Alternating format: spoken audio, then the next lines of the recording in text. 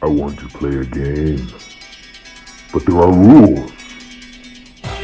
By the end of this video, you must guess what this mystery statue is.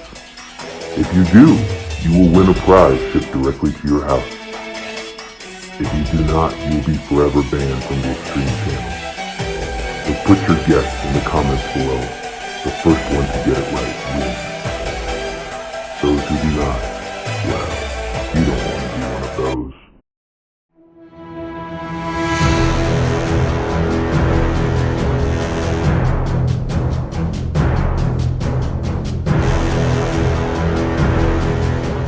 Mr. X, aka Jigsaw, here on the Xtreme channel, doing something a little bit different. As I said in the intro, I want you to guess what this statue is. We're going to do a traditional review. I'm going to describe it. I'm going to obviously leave a few things out that'll be dead giveaways. But if you were the first one to guess, you're going to win a prize. So we're going to launch a video in a few days with this thing uncovered and then also announce the winner. What am I going to win, Mr. X? Well, it depends on where you live in the world, and you will find that out in the video in a few days. But just play along, damn it. So today we are reviewing this licensed 1/4 scale statue, and I've had this piece in my collection a long time. I bought him because I got him for a hell of a deal, and he goes really well with the team that he's with. And personally, I think he's a very underrated statue. You can actually buy him for under retail.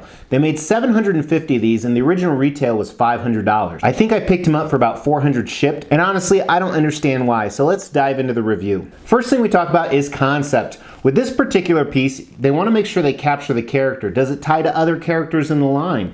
Is it unique? So he has a standard museum style base on the bottom, and you guys know I'm not a fan of these, but on top of that you have some rocks, and we'll talk about the paint and sculpt later, but this does tie to a few of the other pieces, and you have one of the fallen enemies, or at least part of the fallen enemy on the bottom. So I like the fact that it stayed with some of the rest of the line. And as you move up, he's in a museum pose, even though he is ready to attack. His weapons are out, he looks a little fierce, and I think they chose the perfect pose because it could be considered semi-dynamic. But he's fully decked out in all of his armor, very serious, very ready to go. It's kind of a fight pose. So I like what they did there. That was really smart. Like I said, it kind of works with any type of collection. Now, with that being said, the concept isn't amazing. It's not unique. It's very good. So I think it's a 3 out of 5. You got to remember, if we were looking at a statue that goes for under retail, it's probably not phenomenal, but I personally do like it. Next, design, and it's been a long time since I put this piece together, but we'll talk about displayability, size, all that stuff. So let's actually measure him first. His widest point is probably about 11 inches. His tallest point is right at 21.5, a little bit over. And then deep is a little bit different because of the way he's structured is 13 inches or so. As far as pieces, the fallen enemy on the base, that's one piece. Gun is one piece. And then I believe, it's been a long time, the rest of it is all one piece. So there's only 3 or 4 different pieces to this, including the base, which makes it very easy. Helps that there's no seam lines, even though there really wouldn't be with this character. You could hide the seam lines pretty easily. I like the displayability factor. He is 1/4 scale, but he is small. So you don't have a problem fitting him in with other characters on the team. So one thing I would say about him is this representation of the character isn't what he always looks like, but it was in the film that he represents. So I think, and this is probably my favorite representation of him. He looks really badass. I like some of the coloring we're going to talk about. And one thing, he does have a cool light up feature. Here it is right here. And if they didn't add this, I think it would have been a huge miss. It probably would have downgraded the design, to be honest with you, to a ugly. But because they added this, there's a decent amount going on. It's simplistic, and sometimes less is more. I think the design is actually a 4 out of 5. I think it's a rail on the design. Nice job. So we're going to use the picture method for paint and sculpt, and let's start at the bottom at this base. It is a little dusty. I haven't dusted this guy, but the black museum type base is fine. It's shiny. Kind of that enamel on it. It raises him up more, which is really good with design, which I didn't really talk about. But here's the rocks. So I don't like that they use the same coloring in the rocks. It's a little too dark for me, especially with how dark his suit is. There is some variation in it, and the texture is nice on it. So I think the sculpt is good, but there's just a little bit of a miss because they could have used more contrast. Now, if you look at his enemy, I really like this. It's good. You see just the arm and the head. I like how shiny and battle damaged it is. A lot of scoring, some of the blue highlights on the helmet. Looks really cool. Depending how you display it though, you don't always get to see the best shot of it.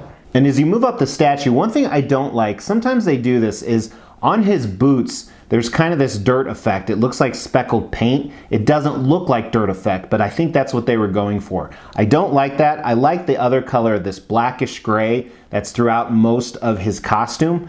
You can see it right here. There's really not variation in it or any texture, which I don't think there needs to be. And then you see the other parts with the silver and even some writing on it. But it looks really good, the way everything floats together. It doesn't really pop at you by any means, but it is done really nice. And even as you move up, so I'm not a huge fan of the way they sculpted his torso. It almost looks like the costume is bending with him, which I don't like, because that shouldn't happen. But there is some different layers on there, which is a decent way to do it. And the same thing going on with the armor that we talked about below. Some more writing up at the top here. Take a look at his arms, and you can't see much anatomy, of course, underneath the costume by any means. But the flow of it is fine. It's normal. It's what you'd expect to have. Then see his hands here. They did a good job sculpting those. Really not a lot of color variation in here. A couple shots of his shoulder pads here with the writing on it. Take a look at the gun.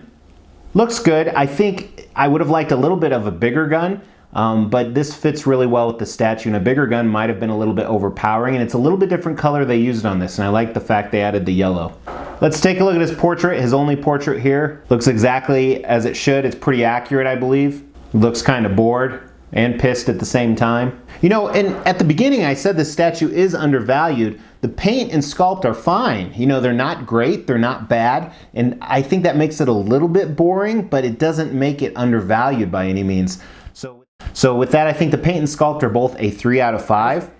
They're very nice as well, which I think you can see where we're going with this statue. The X factor, does it have the X factor? Is it extreme? No, it isn't. It's a very nice statue, especially for the fact that you can get it for 20+% under retail. A 1/4 scale character from a popular line you can get for $350 to $500 is a pretty big score.